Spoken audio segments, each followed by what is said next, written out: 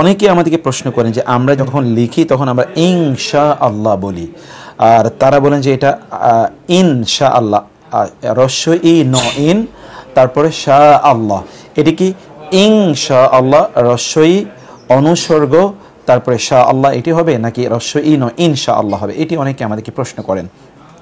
তো আমরা বলবো যে আরবি তাজভিদের রুল যদি আপনি লক্ষ্য করেন, তাহলে নুন সাকিন অথবা তানভিনের পর যখন যদি শিন বা এই বর্ণগুলো আসে, এই হরফগুলো আসে, তখন সেখানে ইখফা করে পড়তে হয়। এখানে যেমন ইনশাআল্লাহ, যখন বাংলা অনুস্বারটি এটি অনেকটাই নুন সাকিন এবং তানভিনের সময় যে নুনের উপর গুন্না বা তানভিনের যে গুন্নাটি আমরা করি, সেই গুন্নার অনেকটা কাছাকাছি। এই জন্য আমরা বলি যে ইনশাআল্লাহ যদি বলি তাহলে অধিকতর বিশুদ্ধ হয়। কেউ কেউ বলবেন যে এটি বাংলায় বললে বাংলার মতো করে উচ্চারণ করব, কেন?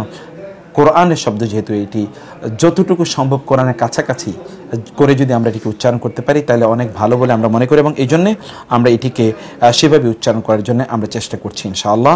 আপনারাও, আমরা যখন বলি তখনও তো আমরা ইনশাআল্লাহ বলি না, আমরা বলি ইনশাআল্লাহ। সেই জন্যে ইনশাআল্লাহ এভাবে উচ্চারণ করার জন্যে আমরা আপনাদেরকে বলবো। লেখার সময়ও আপনারা যতদূর সম্ভব সেভাবে লিখবেন ইনশাআল্লাহ। এই প্রশ্নটি কয়েকবার এসছে এবং এই জন্য আমরা প্রশ্নের উত্তর দিয়ে রাখলাম।